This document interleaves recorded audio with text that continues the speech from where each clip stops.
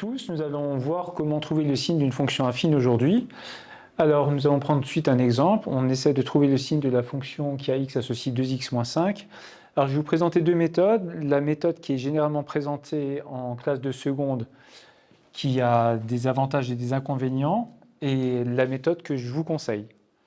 Alors la méthode vue en classe de seconde, je vais l'appeler méthode 1. Si on vous dit f de x égale 2x moins 5, c'est la formule d'une fonction affine. Vu que c'est une fonction affine, si je sais quand la fonction affine s'annule, si elle s'annule ici en 1 par exemple, si son coefficient directeur est positif, c'est que la fonction affine est croissante et que du coup elle sera d'abord négative puis positive. Si par contre le coefficient directeur est négatif, la fonction sera décroissante dans ce cas-là et on pourra trouver le signe comme ça. Alors, j'aime pas trop cette méthode parce que, premièrement, ça oblige à trouver la valeur où la fonction s'annule et certaines fonctions ne s'annulent pas. Du coup, la méthode tombe à l'eau.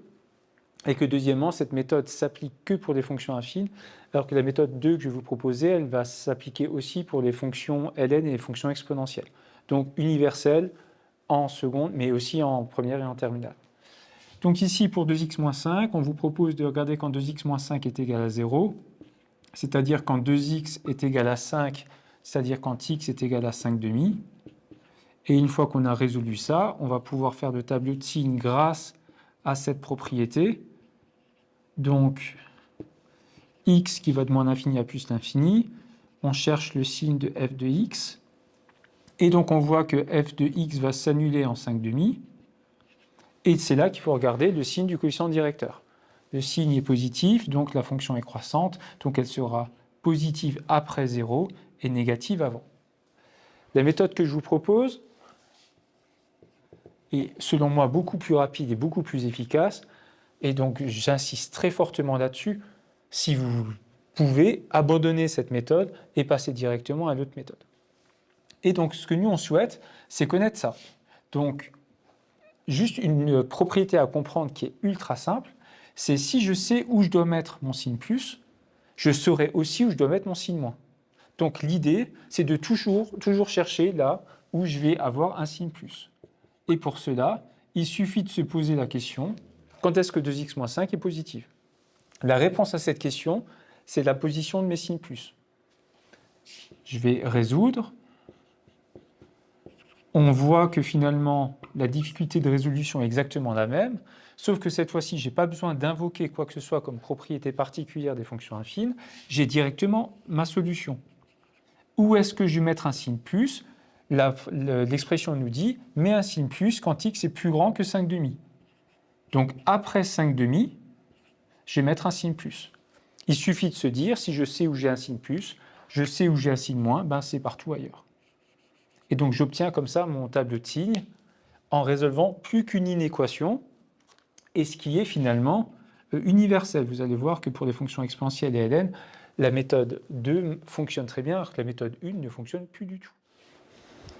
Alors, on cherche à nouveau le signe de la fonction g qui a x associe 1 moins x. À nouveau, je repasse par les deux méthodes. Méthode 1, on cherche quand 1 moins x s'annule. Alors, nouvelle remarque. Arrêtez de mettre sans cesse les x à gauche. Si on met un x à droite et qu'on a une réponse, on sait lire de droite à gauche et ça simplifie fortement les choses. Les élèves qui continuent à mettre les x à gauche, c'est-à-dire moins x égale moins 1, et on va devoir tout diviser par moins 1, et donc x va être égal à 1, en disant c'est ceci, c'est-à-dire x est égal à 1, c'est super long. Donc, on va essayer d'être un peu plus malin et se dire de temps en temps, si on met les x à droite, ça marche mieux parfois. Alors la règle, c'est simple, vous mettez les x là où il y en a le plus. J'en ai moins 1 à gauche, j'en ai 0 à droite, 0 c'est plus grand que moins 1, donc je les mets à droite. Et je tombe directement sur 1 égale x, ce qui est quand même beaucoup plus simple. Puis je refais mon tableau de signes avec toujours l'obligation d'analyser ce que je suis en train de faire et de prier pour que ma fonction s'annule. Alors pour que les fonctions affines s'annulent, c'est le cas quand elles ne sont pas constantes. On met la valeur quand la fonction s'annule. Et cette fois-ci, on doit se dire, mon coefficient directeur, c'est moins 1. Donc, j'ai une fonction qui est décroissante. Donc, vu qu'elle est décroissante, elle est d'abord positive, puis négative. Donc, d'abord positive, puis négative pour ma fonction g.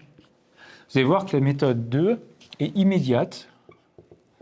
On cherche toujours là où je mets des signes plus. Donc, je résous toujours l'inéquation ma fonction supérieure ou égale à 0. Et du coup, je suis malin, je mets mes x à droite, j'ai directement ma réponse et j'ai fini. X moins l'infini plus l'infini. Quand est-ce que je mets mes signes plus? Je mets des signes plus quand x est plus petit que 1. Donc, il faut lire de droite à gauche. X plus petit que 1, c'est quand x va être à gauche de 1. Donc, je mets signe plus, c'est toujours ce que je cherche, mon signe plus. Et du coup, mon signe moins, il est à droite. Et ma fonction s'annule en 0. Une fois qu'on s'habitue à cette méthode, elle est vraiment beaucoup plus efficace que la méthode 1. Et je vous rappelle, pour la fonction exponentielle de ln, ce qu'on va voir dans 10 secondes, c'est aussi efficace. Je vous rappelle la règle. Pour trouver le signe d'une fonction affine, on cherche quand elle est positive, donc on résout l'équation ma fonction supérieure ou égale à 0, et l'endroit où elle est positive, c'est là où je vais mettre mon signe plus, et on déduit là où elle est finalement plus petite que 0, c'est là où je vais mettre mon signe moins, c'est quand elle n'est pas positive. Maintenant, je vais vous montrer la force de cette méthode.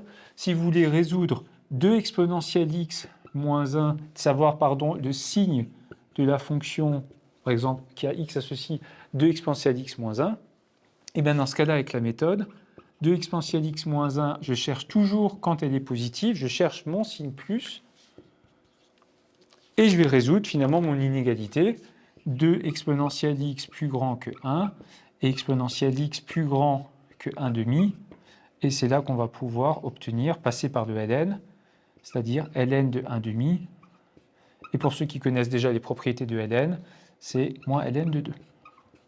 Et donc j'obtiens le tableau de signes, x moins l'infini plus l'infini, avec moins ln de 2. J'ai cherché quand est-ce que mon expression était positive. Elle est positive quand x est plus grand que moins ln de 2. Donc après ln de 2, je mets mon signe plus. Et avant moins ln de 2, je mets mon signe moins. Et j'ai obtenu comme ça le signe de ma fonction g. Si maintenant j'avais une fonction g qui valait 2 ln de x moins 1, on pourrait faire exactement la même chose. Donc toutes les équations du premier degré en exponentielle x ou en ln de x se résolvent grâce à cette méthode, alors que la méthode numéro 1 ne fonctionne absolument plus à ce moment-là. J'espère que ça vous a plu. Je vous dis à très bientôt.